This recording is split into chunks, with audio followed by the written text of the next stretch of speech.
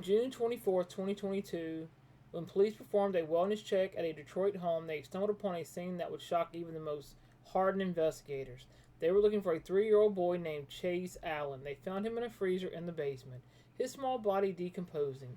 It wasn't just that Chase was dead, it was where his mother, Azurdi France, had put him, and the fact that his death was a final, horrific chapter in a story of years-long abuse, all documents by the very system meant to protect him. This is the story of a little boy who was failed at every turn and of a system that looked away until it was far too late. When Detroit police arrived at Azurdi France's home, her strange and evasive answers immediately told them something was wrong. Concerned family members had requested that wellness check. Word they hadn't seen young Chase. As officers pressed her, France eventually admitted her son was dead and his body was hidden in the basement. There they found the unimaginable. Chase's decaying body was stuffed into a laundry bag and stored on a shelf inside a broken freezer. Authorities believe his body had been there for months. An autopsy would later reveal he died from blunt force trauma to the head. France's other children still in the house had been forced to live with this horrifying secret. Prosecutors revealed that at least 2 of the siblings witnessed their mother place their brother in the freezer, and one 9-year-old was even forced to go and get the laundry bag she used to hide him. The true horror of Chase's death is knowing it was entirely preventable. The system knew he was in danger. A lawsuit his father filed against 13 Child Protective Services workers details a sickening pattern of abuse and neglect that was repeatedly documented, yet ultimately ignored. The warning began when Chase was just 2 months old in November of 2018. A CPS report documented that he had a black eye, a swollen lip, and bruises, and appeared malnourished in urine-soaked clothes. The children were temporarily removed from the home but were later returned to Francis's care. In January of 2021, another investigation found Chase with 2nd and 3rd degree burns on his hand. France initially lied, claiming she'd taken him to an urgent care, but later admitted she hadn't for fear of losing her kids again. Later that year, the abuse escalated horrifically. An incident of non-accidental blunt force trauma left 3-year-old Chase permanently blind. He spent the final days of his life in complete darkness, yet he remained in the home. Family members stated they called CPS repeatedly, but their pleas for help were not enough to save him. During a police interview, Azurdi France confessed that in March of 2022 she grew frustrated when Chase wouldn't eat. She whipped him with a belt and kicked him in the chest. The next morning she found him unresponsive. Terrified that her other children would be taken away, she didn't call 911. Instead, she wrapped his body in a bag and put him in the freezer. And to me, everything that took place, and you know, the whole story. Okay. So let's start with what happened tonight. Okay, like how it all began. I was laying down watching TV and I saw the flashlights like in the window. What time do you think that was? I'm not sure. I didn't look at the time. Well, how long do you think it's been since like that point to right now? A little bit over an hour. Mm-hmm. Okay. And I opened the door and I said yes, and they said they were here to do a well-being check. You said so? You opened the door and you saw it was the police. Mm-hmm. Okay.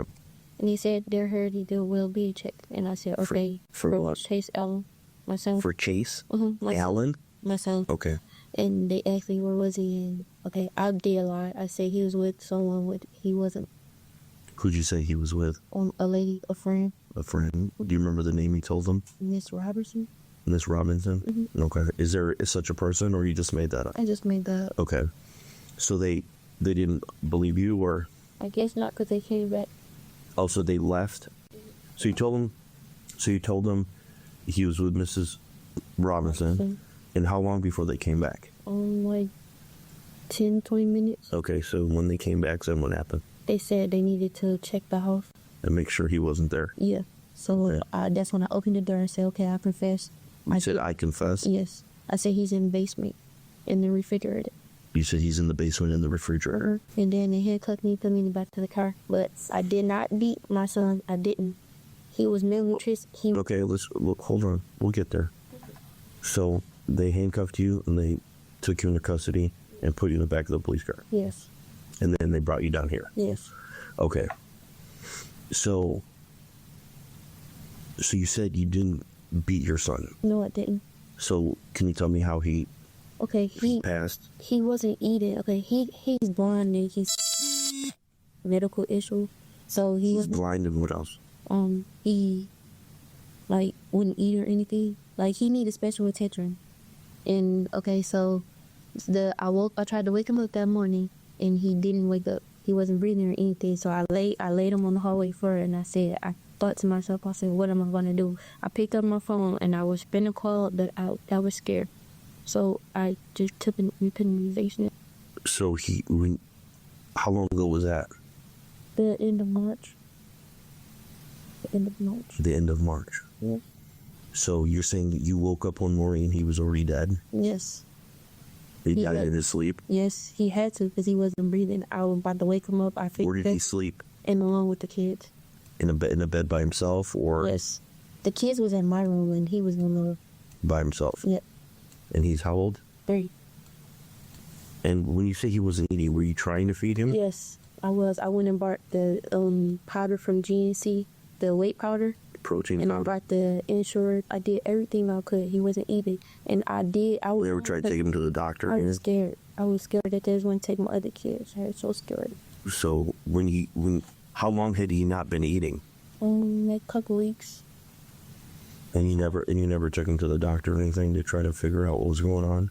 Because you were afraid they were going to take your other kids? Yes. But if it's if he's because he was malnutrition. Right, but if it's a medical condition, I shouldn't take him.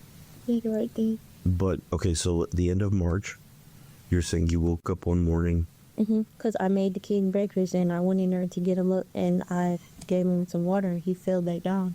So I'm like, he's not breathing. What do you mean he fell back down? So he was up? No, he wasn't up. Like I set him up, but he wasn't responding. Was he cold? I mean. Yeah, he was. See, I did not beat. I didn't touch him or anything. I put that in my dead brother. I didn't. You were able to move him around? Yes. I was scared. I didn't know who to call. So you woke him up, you sat him up, you tried to wake him up. He wasn't awake. No. I felt his heart. He wasn't breathing. So you tried to sit him up, he fell back down. Yes. You laid him in the hallway. And then you decided you were going to call, but you were scared that they would take your other kids? Yes. My feet, I dialed 911 on my phone, but I didn't. It didn't know that. So you put him in the basement? Yes. So explain to me at that point exactly what you did. Okay, I found one of the pad bags and I put him in like a laundry bag? Yep. And then I walked him downstairs and put him in the basement. But So you put him in the bag first? Yes. Upstairs? In the hallway. You put him in the bag, then you carried the bag down into the basement? Yes. And you have a refrigerator in the basement? A freezer. Is it like a? It was there when I moved there. It's like describe it to me. Does it look like a refrigerator? Or does it look like one of those like deep freezers that's kind of like this big? No, it's an old back in the day refrigerator. Like it doesn't have a freezer. Just one big refrigerator. Yeah. One big like a door. Yep. Is it plugged in? Was it working? It was working, but I don't know what happened. And I swear I was going to turn myself into everything. So at the end of March, so you put him in there, and then that was it. Yes. You never checked. You never tried to move the body. You never tried to do anything with it. Well, I went down there like a couple of weeks ago, and I just got on my knees and prayed. When did you discover that the refrigerator wasn't working? Last week. Last week? Yes. So when you initially put him in there, the refrigerator was working? Yes, it was. Okay. I did not beat him or anything. He just didn't eat. He wasn't eating. Like, I did call my dad and say, Dad, he's not eating. I don't know what to do. And they did tell me to take him to the hospitals, and I didn't listen. So since March, none of your family members or anybody have asked, like, where he's at or anybody? And what? I kept lying and said he was at home. And I wanted to open up to him, but I was so scared. Okay. Before we write all that down, I just want to get a few things from you.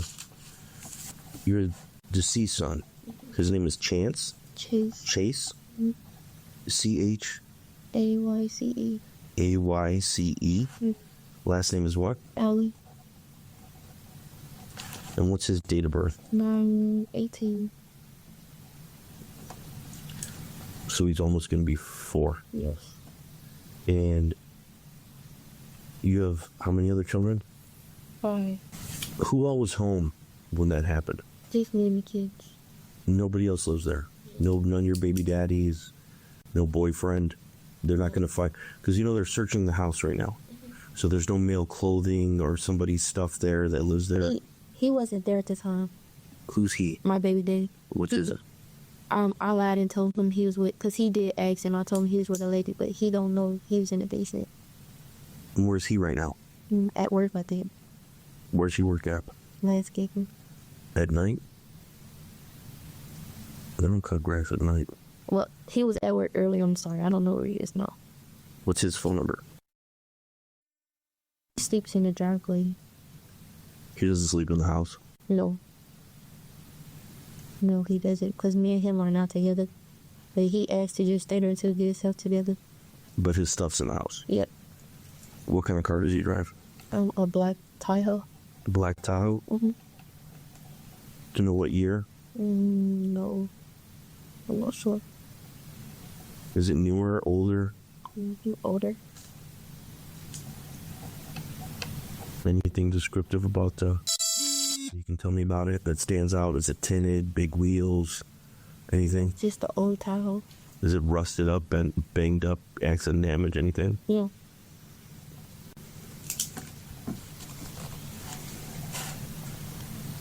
My kids can also tell you that he sleeps in the car too. I understand if you're trying to protect somebody. No, Hold on. Okay.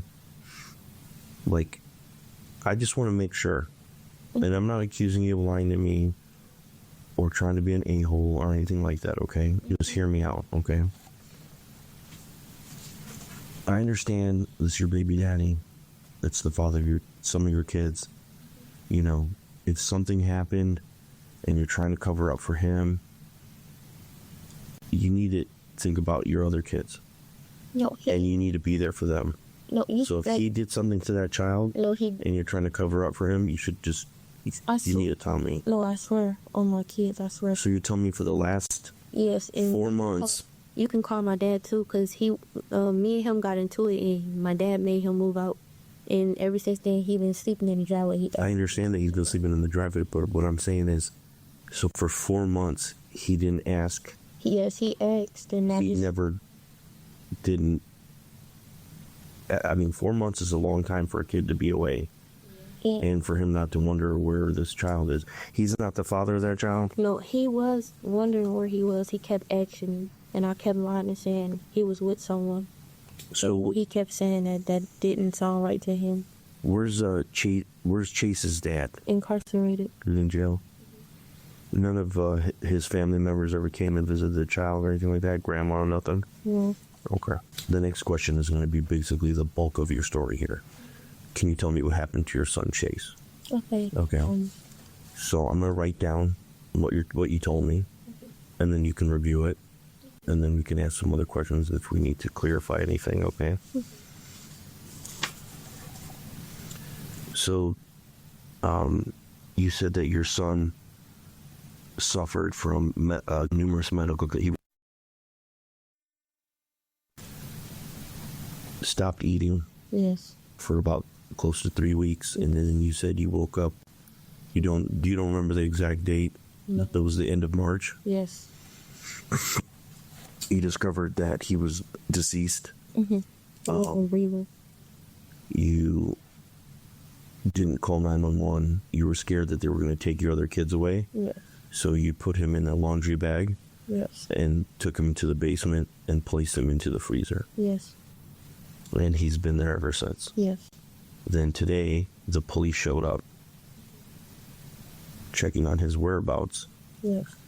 And when they said they needed to come inside to make sure he wasn't in the house, you told them to come in and that you confessed. Yes.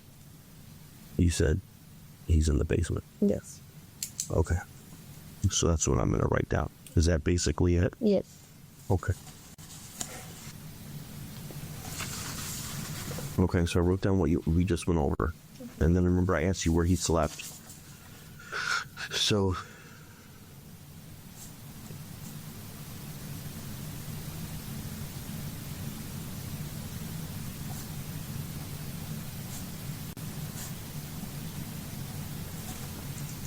where did Chase sleep? In the second room. Did he sleep in his own bedroom? Yep. Do you remember what time it was in the morning when you found him? Like 11 or something.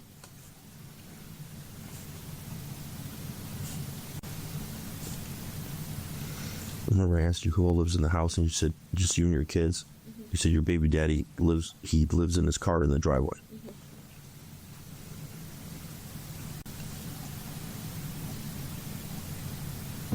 And I asked you how many kids you had other than Chase, and you said 5, right? Yes.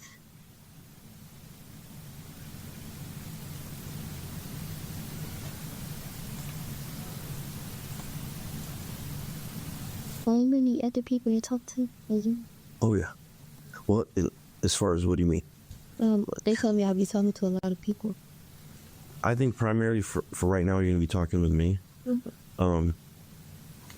But there might be 1 or 2 other people, okay? Okay. In July 2024, Azurdi France pleaded guilty to second-degree murder in exchange for her plea. Charges of felony murder, torture, and concealing of a death were dropped.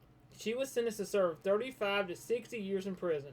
During the sentencing, even her own sister condemned her, saying, "You were supposed to protect Chase. Instead, you hurt him to the point where he can't come back." The details of this case are infuriating and heartbreaking. It shines a harsh light on a systematic failure that allowed a child to suffer and die despite countless warning signs. If you or someone you know suspect child abuse, please contact the Child Help National Child Abuse Hotline. It is available 24/7, and your call could save a life. Chase Allen's story is a devastating indictment of a system that failed its most basic duty to protect a vulnerable child. 13 CPS workers were named in a federal lawsuit filed by his father, which alleges their gross negligence and deliberate indifference directly led to Chase's death. The lawsuit claims they had multiple opportunities to save his life, but instead chose to ignore clear signs of horrific abuse, repeatedly returning him to the danger that ultimately killed him. While Azurdi France is now behind bars, the questions of accountability for the system that enabled her remains. Chase's grandmother and aunts fought for his custody and reported the abuse, but their efforts weren't enough. He was a sweet, loved little boy who spent his final days in darkness and pain, a torment that should have been prevented. He deserved protection. He deserved a childhood, and he deserved to live.